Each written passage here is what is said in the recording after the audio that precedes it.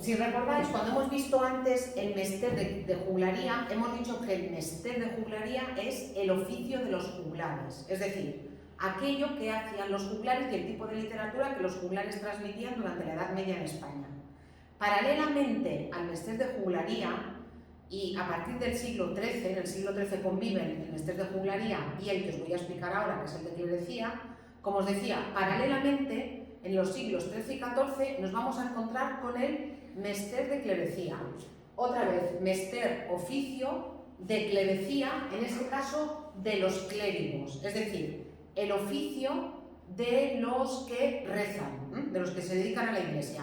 Pero claro, estamos hablando de literatura. Entonces será que un grupo de estos hombres relacionados con la iglesia también se dedicaban a escribir. Y si en el mester de juglaría los temas eran heroicos y nos encontrábamos con cantares de gesta que nos contaban justamente las historias de diferentes héroes, en el caso del mester de clerecía los temas van a ser fundamentalmente religiosos, porque por eso es mester de clerecía, el oficio de los clérigos, ¿sí? Entonces, nos vamos a encontrar con que va a ser una actividad poética de carácter religioso, con producciones escritas, atención, ya por gente culta y que también va a firmar sus obras. Ya van a ser autores que van a tener conciencia de autor, no van a ser como esos juglares que se limitan a repetir o a transformar algún texto que les ha llegado. No, los clérigos ya dicen, esto lo he escrito yo y lo voy a firmar. Y el primer autor de nombre conocido que tenemos en la literatura en castellano justamente pertenece al mester de clerecía y se llama Gonzalo de Berceo.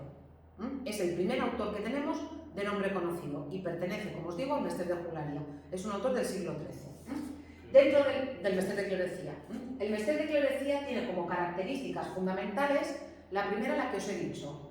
Son autores de nombre conocido y no anónimos como en el caso del mester de juglaría. Aquí ya firman las obras y las firman con sus nombres. En el caso del mester de clerecía no van a utilizar la misma métrica irregular del mester de juglaría, sino que van a utilizar, mirad, estrofas como estas que tenéis aquí. ¿Veis que tenéis 4, 4, 4, 4, 4? ¿Lo veis?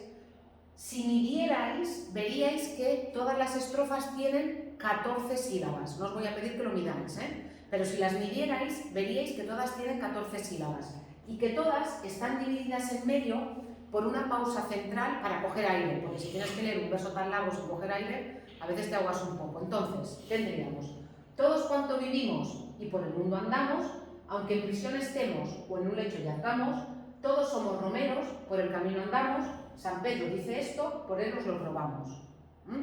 Entonces, estrofas de 4 versos que miden 14 sílabas, 7 y 7, las dos partes del verso, y siempre rima consonante. Rima consonante, ¿veis? Amos, amos, amos, amos, ado, ado, ado, ado, aban, aban, aban, aban, ia, ia, ia, ia. ¿Veis? A partir de la última vocal tónica coinciden todos los sonidos vocálicos y consonánticos. Esto es rima consonante. A esta estrofa se le llama, bueno, esta estrofa tiene 2 nombres. El difícil es tetrástrofo monorrimo. No pretendo que os aprendáis esto, pero tetrástrofo es estrofa de 4 versos de una sola rima, monorrimo. Yo lo que quiero que recordéis es que se llama cuadernavía, que es esta estrofa de versos de 14 sílabas. Los versos de 14 sílabas se llaman alejandrinos. Esto lo visteis en métrica seguro el año pasado, Y los versos de 14 sílabas, cuando están en estrofas de 4 y riman todos entre sí, a ese tipo de estrofa, como os he dicho, se le llama cuadernavía, ¿Cuáles son los temas que trata el mester de clerecía? Básicamente, temas religiosos, no podía ser de otra manera, si es mester de clerecía, también vidas de santos, milagros de la Virgen, y también, en algún caso, algunas vidas de personajes históricos. Por ejemplo, hay una obra que pertenece al mester de clerecía que se llama el Libro de Alexandre, que retrata o que relata la vida de Alejandro Magno, del personaje histórico, ¿vale? Además de todo eso, bueno, ya lo sabéis, igual que en el caso del mester de juglaría, no van a estar escritos en latín, sino en la lengua romance castellana, y entre los representantes principales podemos mencionar a 2. En el siglo XIII a Gonzalo de Berceo y en el siglo XIV a Juan Ruiz, el arcipreste de Hita. En el caso del arcipreste de Hita, luego veremos un fragmento, En el caso del arcipreste de Hita hay muchos problemas porque resulta que no hay ningún texto, no hay ningún documento que nos diga que este señor existió. Él firma la obra diciendo: mi nombre es Juan Ruiz, arcipreste de Hita, pero no tenemos ningún documento que nos demuestre que él existió ni que se llamaba así. Pero en el caso de Gonzalo de Berceo, repito, el primer autor de nombre conocido de la literatura castellana, sí que tenemos muchos documentos que nos dicen, por ejemplo, que entró en un convento cuando tenía 8 años. Desde los 8 años estuvo en un convento y toda su vida estuvo ligada a 2 conventos, en La Rioja, toda la vida. Y escribió varias obras que son vidas de santos y escribió la obra fundamental que se llama Milagros de Nuestra Señora, que habla de los milagros de la Virgen María. Como os he dicho, obra siempre de temática religiosa. En el caso del Mester de Clerecía, luego voy a Gonzalo de Berceo, en el caso del Mester de Clerecía, las características del Mester de Clerecía las tenéis resumidas en esta estrofa que justamente pertenece al libro de Alexandre, que es el libro que os he citado antes. Fijaos lo que dice, Mester traigo fermoso, non es de joglaría, Mester sin pecado, caes de clerecía, cae significa ya que. Fablar, hablar, curso rimado por la cuadernaría, a sílabas contadas, que es gran maestría. ¿Alguien me puede decir qué significan estos versos? ¿Qué nos dice? Mester traigo fermoso, traigo un mester hermoso, no es de juglaría. ¿Qué está diciendo aquí el autor de estos versos? Que su oficio es que mejor o peor que el de juglaría. Mejor. Yo traigo un oficio hermoso que no es como el de los juglares, ¿lo veis? Es un mester sin pecado, ya que es de clerecía. ¿Qué significa que sea un oficio sin pecado? Que va a tratar temas religiosos, no va a tratar vidas de héroes. Fablar curso rimado por la cuadernaría. Yo no soy como los de juglaría que no cuentan las sílabas. Nosotros hablamos, en este caso escribimos, contando las sílabas y utilizamos la cuadernaría. Contamos las sílabas y eso es gran maestría.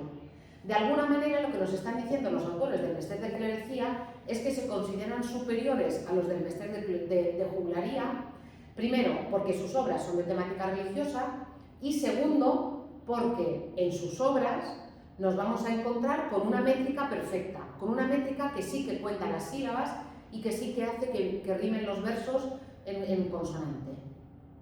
¿Sí? Bueno, como os he dicho, dentro del Mester de Clerecía destacan 2 figuras. Destaca la figura de Gonzalo de Berceo, ¿sí? Que ya os he dicho que es este autor del que tenemos algunos datos y sabemos que es el representante del Mester de Clerecía, y su obra fundamental es Los Milagros de Nuestra Señora. ¿Qué nos encontramos en los Milagros de Nuestra Señora? Nos encontramos primero una introducción en la que se supone que es un hombre que va caminando por el campo y llega a un prado.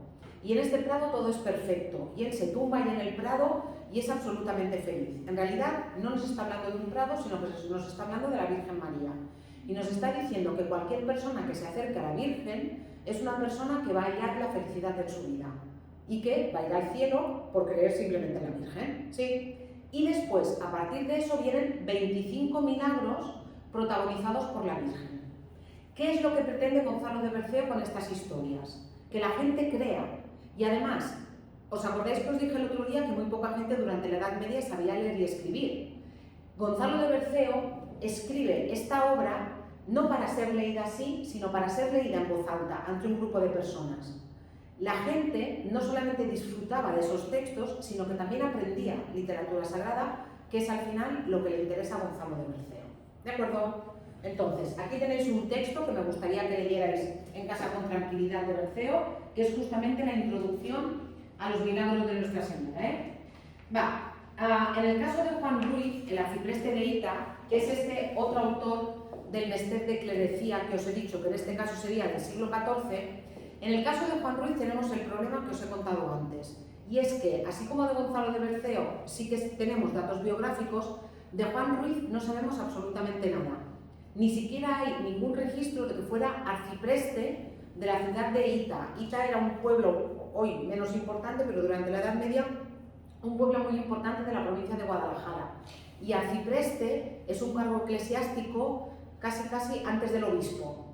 Entonces, no hay ningún registro, y eso que la Iglesia deja constancia de estas cosas, ¿sí? No hay ningún registro que nos diga que en el siglo XIV hubo en la ciudad de Ita un arcipreste que se llamaba Juan Ruiz. Entonces, hay muchas dudas sobre si existió, si no existió, si existió, no ha llegado nada más de nosotros, a nosotros de su obra, y lo que nos ha llegado sí que es una obra maestra, que es el libro de Buen Amor, que es una obra también que es difícil de interpretar. ¿Por qué es difícil de interpretar? Porque en teoría, al principio, el arcipreste nos cuenta que ese libro nos va a explicar cuál es el buen amor que él dice que es el amor a Dios, pero que nos lo va a explicar con ejemplos contrarios. Es decir, nos va a dar muchos ejemplos del mal amor para que no los sigamos y para que sepamos cuál es el buen amor. Es un poco contradictorio. Si tú me quieres explicar lo que es el buen amor, lo que tienes que hacer es lo que hace Gonzalo de Berceo, darme ejemplos que sean buenos ejemplos. No me puedes decir, yo te voy a explicar lo que es el mal amor, mejor dicho, te voy a explicar lo que es el buen amor utilizándote ejemplos del mal amor. Y además, también la obra es muy contradictoria porque resulta que cuando la obra empieza nos encontramos con el propio arcipreste, la obra está contada en primera persona, que intenta ligarse a todas las mujeres que le gustan y no lo consigue. Y entonces un día que está en su casa desesperado porque estoy hablando de un eclesiástico, no consigue ligarse a ninguna mujer, de repente se le aparece el amor personificado y le dice, aquí lo que te pasa es que no estás utilizando una buena estrategia. Es como los tiktokers, estos son los youtubers modernos, A ti lo que te pasa es que no estás utilizando una buena estrategia. Y como no estás utilizando una buena estrategia, yo te voy a dar una serie de consejos para que tú consigas a la mujer que te gusta si aplicas estos consejos. Y le va dando diferentes consejos. Os hago un spoiler. Al final, el arcipreste aplica estos consejos y consigue a la mujer de la que él está enamorado. Pero estos consejos y esta historia está interrumpida por muchas otras historias. Ahora veréis un caso concreto. En un momento dado, Don Amor le dice al arcipreste, una vez la mujer que te gusta te ha dicho que sí, lo que tienes que hacer es no abandonarla. Lo que tienes que hacer es hacerle caso, estar con ella, porque si no estás con ella, te va a pasar lo mismo que le pasó a Pitas Payas. Y entonces cuenta la historia de Pitas Payas, que era un pintor, es un personaje inventado, y os voy a poner aquí, en este vídeo, en el que tenéis unos personajes que interpretan este fragmento, ¿sí? Y me gustaría que mientras veis el vídeo lo fuerais siguiendo en el texto que tenéis aquí abajo. Hay alguna modificación, pero lo podéis seguir. Entonces, una vez lo hayamos visto, el fragmento, después me contáis de qué trata, ¿sí? Y a ver qué es lo que pasa. Y a ver si os parece que es muy moralizante y muy buen ejemplo del buen amor, Voy a continuar. Es cortito, a ver si tenemos suerte y se oye. ¿Se oye o no? ¿Se oye? Sí.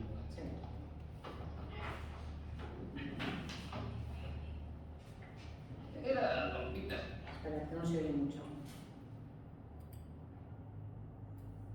Puede ser que de allí no esté a tope. Sí, será eso. Sí, será. Sí, ¿te importa pasar por ahí detrás y no? ¿Qué pasa por ahí detrás? Que salgas en el vídeo. Pasa por ahí detrás. Ah. Más que nada. No se me da bien. Ah, bueno, ya, pero bueno. Está a tope, ¿no? No se mira por el vídeo. A ver. No, espera, este no. Es este. España.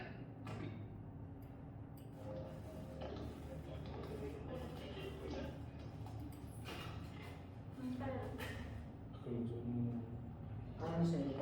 Los Pitas Vale, Payas. muy bien. Vale. Venga, pues entonces, seguís, a partir de esto seguís. Venga.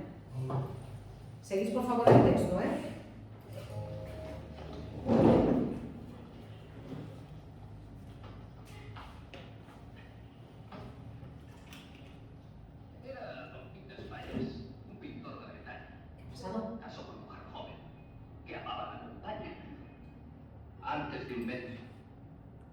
no se oye, antes se oye bien. ¿Eh? Estará agotado. Creo que se ha agotado. Era don Pintas Payas, un pintor de Bretaña. Casó con mujer joven, que amaba la montaña. Antes de un mes cumplido, dijo él: señora mía, a Flandes de Borí, mil regalos traería. Señor, id en buen hora, escoged vos el día, mas no olvidéis la casa ni la persona mía.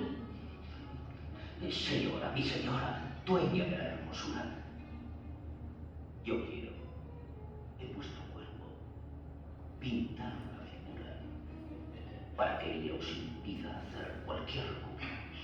Señor, si así queréis, haced vuestra mesura. Pintó bajo su ombligo un pequeño cordero y marchó Pintas Payas. Cual nuevo mercadero estuvo allá 2 años. No fue azar pasajero. Cada mes a la dama parece un año entero. Hacía poco tiempo que ya estaba casada. Había con su esposo hecho poca morada. Un amigo tomó y estuvo acompañada. Deshízose el cordero. Ya de él no queda nada. Cuando supo la dama que volvía el pintor, muy deprisa llamó a su nuevo amador. Dijo que le pintase cual supiera mejor, en aquel lugar mismo, un cordero menor.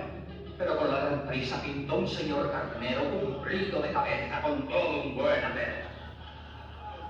Luego, al día siguiente, supo de un mensajero que ya don Pintas Payas llegaría ligero.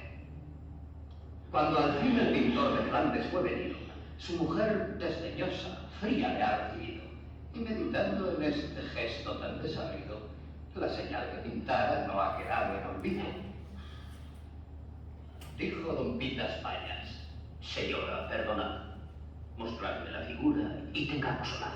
Señor, como os agrade, vos mismo la mirad. Todo lo que quisierais hacer, hacedlo audaz. Miró don Pintas Payas el sabido lugar y vio aquel gran carnero con armas de prestar. ¿Cómo, señor, es esto? ¿Cómo pudo pasar que encuentre yo carnero donde pinté el echar? Mas como la mujer en tal clase de enredos es sutil, muy sabia, le dijo: Compañero, un lechal en 2 años no será hacer carnero. Si no tardaseis tanto, aún sería cordero. por tanto, ten cuidado, no abandones la presa. No seas Pintas Payas y para otro se cueza. Incita a la mujer con gran delicadeza. Y si ella cede al fin, guárdate de tibieza.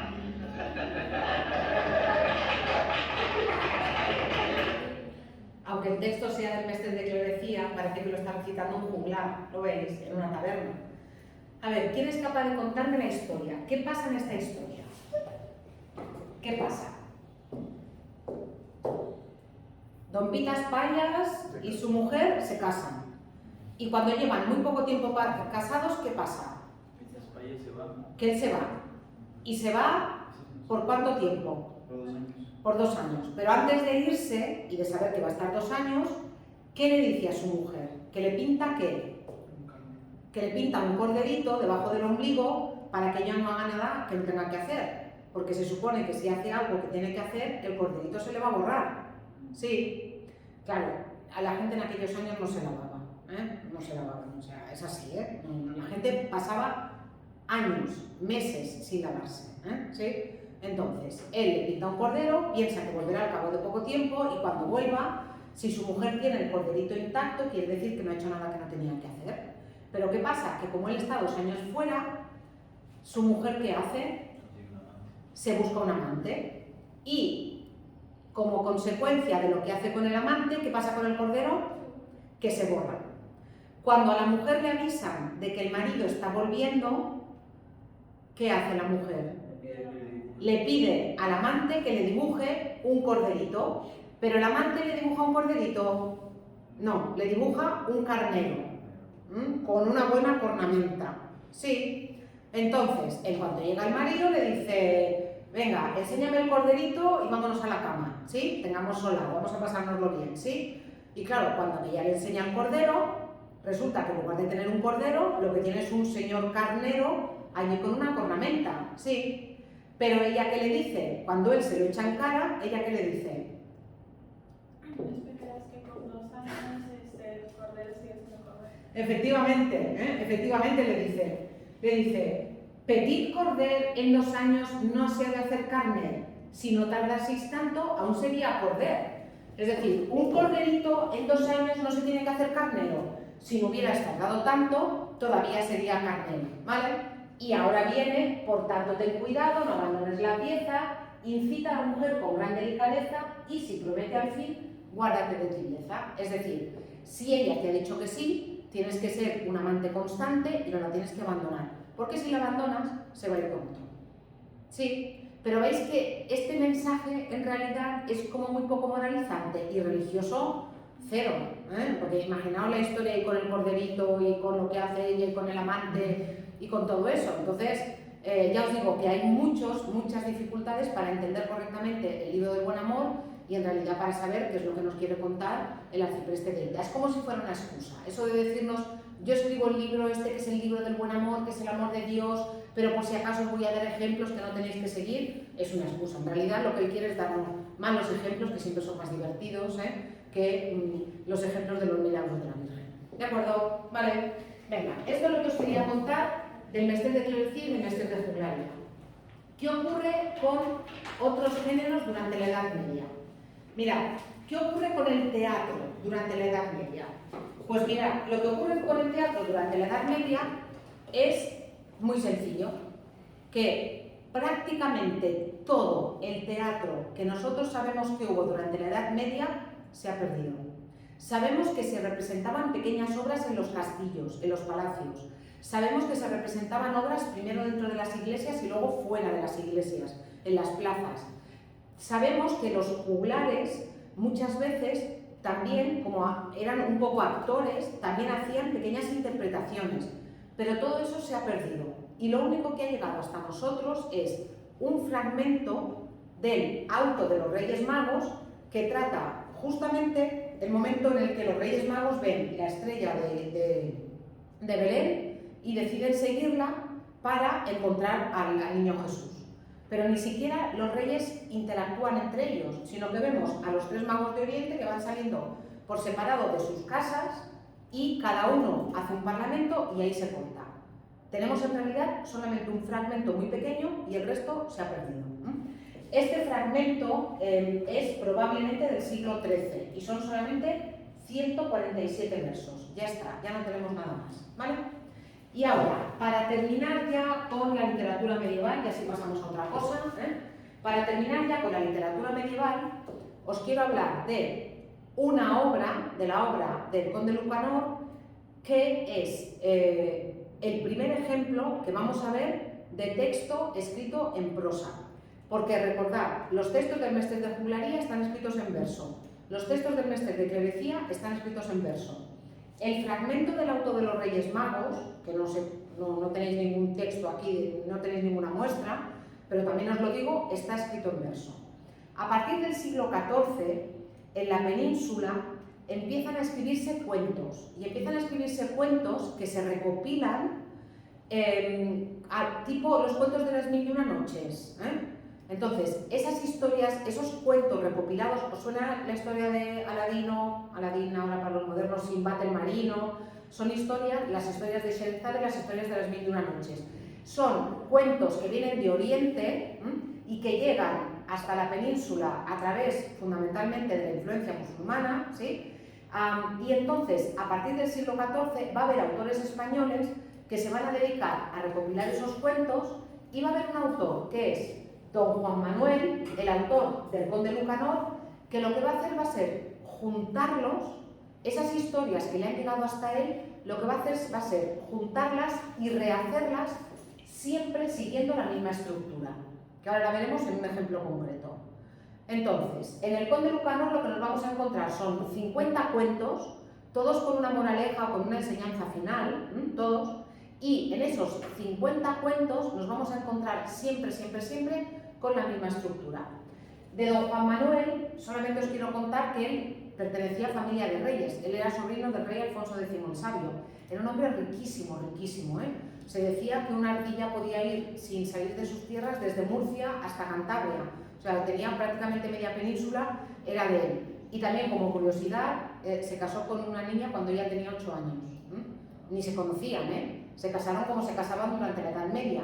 Se casaban pues, para tener más poder, para tener más tierras.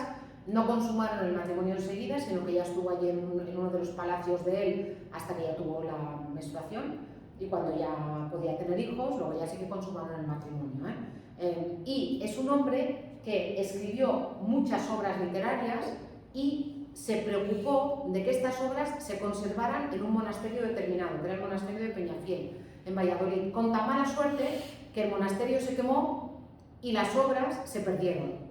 Y entonces las únicas obras de don Juan Manuel que han llegado hasta nosotros eran las que eran copias de esos originales que estaban en el monasterio de Peñafiel. Sí, mirad, como os he dicho, en el Conde Lucanor nos encontramos con 50 cuentos que siempre siguen la misma estructura. Nos encontramos con un conde, que es el que da título a la obra, el Conde Lucanor, que tiene un problema. Y este conde tiene un consejero, tiene un ayudante, tiene un hombre mayor que se llama Patronio, que es muy sabio y al que el conde siempre le pide consejos. Entonces, cuando el conde tiene un problema, le pide consejo a Patronio. Patronio, en lugar de darle directamente el consejo, le cuenta un cuento del cual se puede extraer la enseñanza que el conde va a poder aplicar a su problema. Y luego, finalmente, se termina con 2 versos en los que el autor resume la moraleja de la narración. Aquí tenéis un ejemplo. Entonces, lo vamos a leer y lo vamos a comentar.